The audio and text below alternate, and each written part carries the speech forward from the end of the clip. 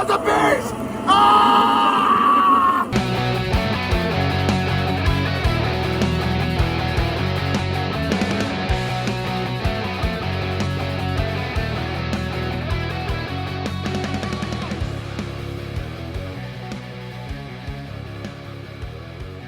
Hello and welcome to another episode of Not the Bees, the Nicolas Cage filmography podcast. I am Megs. And I'm Elizabeth. And this week we watched 1986's The Boy in Blue. It is an hour and 37 minutes. It does not have a score on Rotten Tomatoes. And it is based on a true story. Ned Hanlon is a Canadian bootlegger and sometimes rows competitively for money.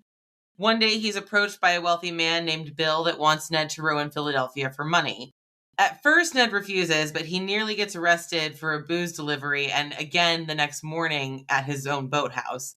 Bill happens to be there with a boat and Ned rows them to a steamer.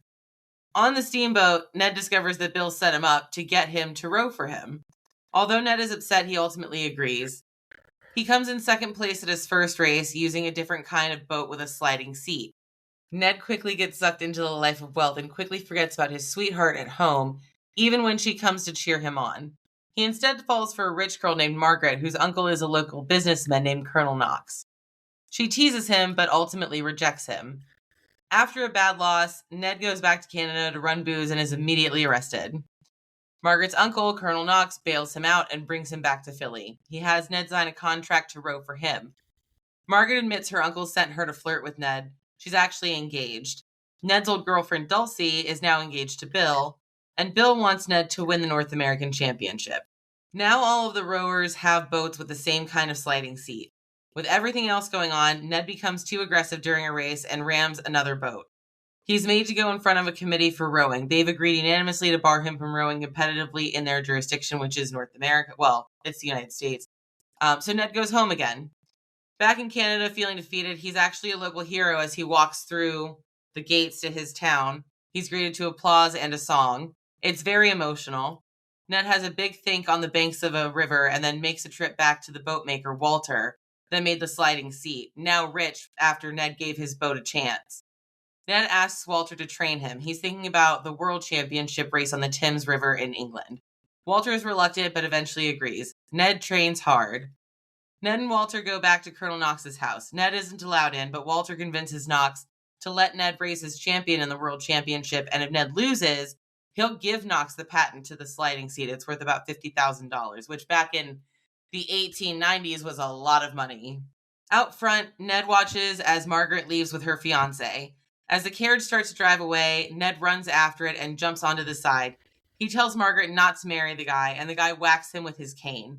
Ned falls from the carriage, and Margaret stops the carriage and runs to him. Ned tells her again not to marry him, and Margaret stomps away while Ned follows behind and says he's bald and he'll bore her. She should marry him instead. Her fiancé steps out of the carriage. Ned takes his shirt off. Margaret and her man get back in the carriage, and before it drives off, Ned leans in again and tells her that he loves her. Later that night, Margaret sneaks out to the boathouse where Ned is staying and tells him she heard her uncle and someone talking about the race. She doesn't think it was good. Then she says she has to go. Ned stops her and kisses her. He tells her to stay, and then she lets him undress her. They have sex, and in the morning, Margaret's uncle shows up. He wants to negotiate the World Championship race with Ned, and he wants Ned to lose. He'll guarantee a rematch where he can row to win and offers a lot of money. Ned, trying to keep Knox from discovering Margaret, immediately agrees and shoos Knox out. As he's leaving, Knox tells him not to tell Walter about their deal. He might get upset. Margaret gets married to Ned. Ned sends a letter to Knox saying Margaret will tell the world that he tried to bribe them and sent back the $10,000 with a note that says, I wrote a win. Bill asks if Knox wants him to cancel the race, but Knox offers the money to Bill instead and has him use it to try to fix the race. Ned, Walter, and Margaret are toasting after the wedding when Walter pulls Ned aside and tells him about the wager with the slider. That's how much he believes in him. The world is going to see how great he is. At the race, Walter walks in on Bill in the boating shed touching Ned's boat. Ned walks in from the other direction and greets Bill, thanks him for coming to wish him luck, and Bill says, listen, even if you don't win, there's always tomorrow. But Ned says he'll win today. He'll win for his friends. The race is on. Ned starts to have an issue with the holder for one of his oars and loses a little bit of distance. He fiddles with it and catches up, but has to mess with the bolt again and stops to try and repair it. On one of the spectator boats, Bill's wife, Dulcie, asks Bill if he messed with it, and Bill denies it. But then he takes a tool, jumps into the river, and swims it over to Ned so that he can fix it and continue the race. Ned wastes absolutely no time catching up to his opponent. And shocking no one, Ned wins by a lot. That night after the race, Knox drops Bill and Dulcie off at the docks. Ned and his gang are on their way to the boathouse after celebrating, and they exchange brief pleasantries. As Bill and Dulcie carry on, two thugs approach and beat up Bill. Dulcie runs and gets Ned, and he runs to save Bill. The thugs get back up and square off against Bill and Ned, and just as they start towards the thugs, the frame freezes and we see text telling us that Ned won more than 200 consecutive races and defended his championship on 3 continents. He then ran for office after retiring from rowing and won in a landslide. The end. Elizabeth? Yes, dear. What do you think of this movie? I kind of love this movie. First, it is a very passable 1980s sports movie. My God, is it?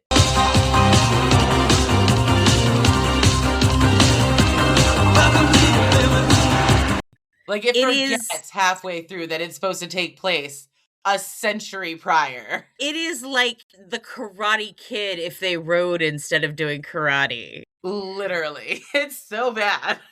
It's second of all, it has these amazing 1980s Canadian production values. Yes, it does. It's shot like an episode of Degrassi High. Mm-hmm. I love it. I had 3 particular thoughts when watching this movie that I wrote down. 3. My first was, damn, he's buff. I have that note too. I was this might be the most fit we have ever seen him. He's gorgeous. Yeah, he is. He's still a teenager. How old is he in this? This was in 1986. Yeah. He was born, I want to say off the top of my head, 64, but I'm looking it up. 64. Yeah, he was born in 1964. And this was in 86. So he was, what? 22. 22. Yeah, he's baby still.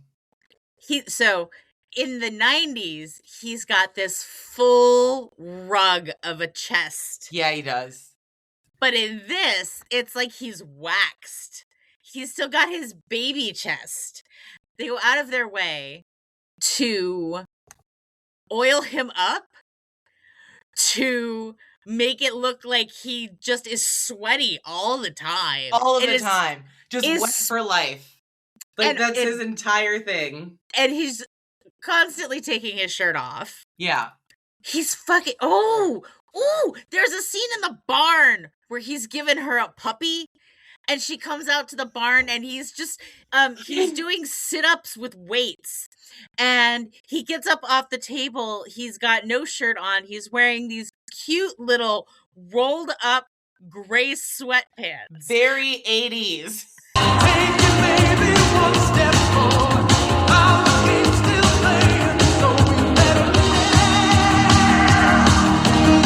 And he goes... and he's shoeless, and he goes walking away from her. And it's like, oh, and he's got the headband, the 80s Karate Kid headband on. Tied around. And then he goes walking away from her, and it's like this stick with rower's arms. It's, Nick Cage did something to me with this film. My second thought was Christopher Plummer ever young? Because he plays Colonel Knox. Yeah. And he is 85 years old. And he's been 85 years old for centuries. It's like him and Sam Elliott. I don't think that they were ever children. I think they came out at the ripe old age of 70. I think you're right. My third thought was that the Aussie that he races against, Yeah. both in Check it or ticket. yeah, he looks a lot like 1980s Matthew Lillard. Yes. Oh my god. Yes.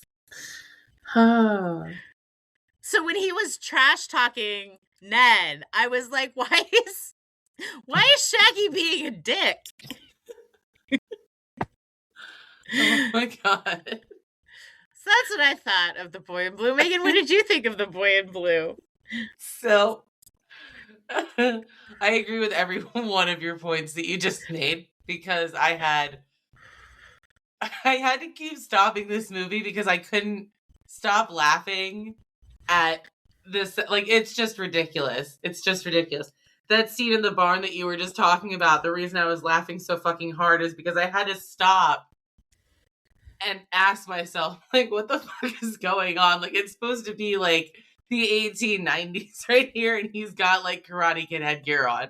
Well, no, it starts in 1876 because they're celebrating the centennial. Right. No, you're right. But still, like, it's the late 1800s. It's still a century before this movie was made. Oh yeah. And like, the thing that I love about period pieces, and I absolutely love period pieces, is because when they're done poorly, and this one was done poorly, this is not a good period piece movie. It actually made Ned Hanlon very tame in comparison to who he actually was. Like, this guy, he didn't just sometimes row competitively. He rowed a lot, regularly. He competed regularly in Canada. I don't know if there was like any kind of league or whatever. I didn't look super hard or deep into him, but he did briefly have a stint where he used his rowing abilities for bootlegging, but it wasn't really like a thing that he did, even though that's how we meet him in this movie. Like, he was a criminal that turned his life around. Like, he wasn't. Like, his dad owned a hotel. But this guy decided to go from Canada, where he like got in like a little spot of trouble with like nothing to really his name. Like, he just has a dad that like built a hotel, and he got into a super rich neighborhood, decided he was tired of his girlfriend, found the prettiest, richest girl, and her uncle absolutely hated him and tried to exploit him. And he's like, not only am I going to sleep with her, I'm going to marry her. And then I'm going to say no to everything that you want me to do. And like, I was reading, like, he rode 300 races professionally, and he only lost 6 of them. He was the world champion for 5 years, and then he retired, and he won in a landslide some political office, and then he died of pneumonia. He was actually kind of a badass, and he had this mustache that was not part of this movie because it was him when he was very young, but it was absolutely amazing. And if you like, I can send it to you real quick. It would have been a choice for Nicolas Cage to have that mustache because it was insane. I don't think that this movie did justice to how amazing this human being was. I kind of love that you went and looked him up after watching this. I was not inspired to learn anything more about Ned Hanlon than what I learned in the movie. I love period pieces. They're fun to learn about, things that are based on a true story. I'm like, was it though? Was it really? And then like, it was such an 80s sports movie. I was like, I really have to like, first of all, I just need to know, like, is Canada, like, did they not have enough people? Did they not, like, in the 80s, did they not have enough sports heroes? Like, they had a lot of sports heroes in the 80s in Canada. Like, I don't know why they went back and got this one, but I'm glad that they did, because now I got to learn about him. But, like, fucking crazy. This movie is so weird. This movie is so ridiculous. I don't know if I like it. It's watchable, but I don't know. It's just ridiculous. I was laughing too hard at it to take it very seriously. I think that's really why I looked it up. So what would you rate this movie? Because I'll tell you right now, for me, it's an A++. I mean, I did enjoy watching the movie. I obviously had a good time. I'm lying. It's not an A++. I think I would be okay with giving it a B overall. Oh my God, look at this man's mustache. Yeah, it's insane, isn't it? It's glorious. It is absolutely insane. Wow. I think a B is a perfectly acceptable score for this movie. What would you rate the caginess of it? Okay, the cage score. I think that has to come from you. Oh, You don't had an know. awakening. It has to come from you. I have all Twitter painted. I don't know. I an A plus plus plus. Given it's your first time, I'll allow the third plus. No, he can't get plus pluses for this. Jesus. You know what? I want to give him an A. I think he tackled this role seriously. I think he, based on the number of times they show him shirtless, really dedicated himself to learning the art of rowing. I think. Oh yeah, that was not a stunt person. This is a very straightforward performance from him. It's not very foo boy cagey like we think of Nick Cage. I liked the role though. I think he did really well. I want to give him an A. I agree with you. I think that he is the reason that this movie works. Yeah. I think that, and honestly, like, it's probably the way that he played the character that inspired me to really, like, look up. Because, like, these are some baller moves that this guy made. Like, this is some baller shit he did in his life. And, like, this movie tries to make things so serious, but his character is just not. His character's not serious really at all. So it's one of those things that, like, I don't know it for a fact, but I just know that it's true. He absolutely researched Ned Hanlon. He probably asked for the mustache. Oh yeah. They probably told him no. Because they had, like, no, that'd be way too on the nose for what we're doing here with how 80s this movie already is. But I agree with you for the A. I think that even though we didn't get, like, the full-on immersive Cage experience from this performance, it is a very physical performance, just in the fact that he's fucking rowing. Like, I cannot imagine how long he fucking trained to do it. And he did it well. I think it's well acted. I think it deserves an A as well. I agree. I think it's a shame, honestly. This is the third movie that we've had to turn to physical media for. We had to buy a copy off of eBay because it is not streaming anywhere. And it is a really good movie. This is a movie I think would do well on streaming. I think it would too. I agree. The other, like, this was not a cheap movie to buy. This was not Amos and Andy. This was a $45 fucking DVD purchase. Yeah. Used. And it came one side standard television, one side letterbox television. Yeah. So I think it's a shame that this is a movie that's going to be completely lost to history. Well, not anymore, because we own a copy. Yeah, and we did this little podcast, and yeah, it exists. If you're local and you want to borrow it, let us know.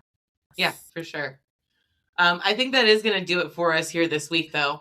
If you followed along, we certainly appreciate you being on this journey with us. Same spiel as ever. We are still on socials on Instagram at Not the Beast Pod. We're also now on YouTube at Not the Beast Pod, along with all of your regular podcasting apps. And if you'd like to be generous and support us, which of course we hope you do and appreciate more than we can really say, you can find us on patreon.com/notthebees. Outside of that, we would just appreciate if you would engage with this episode in any way, shape, or form that you're comfortable with. But that's it for this week. I've been Megs. I'm Elizabeth. And we'll see you next time, kids.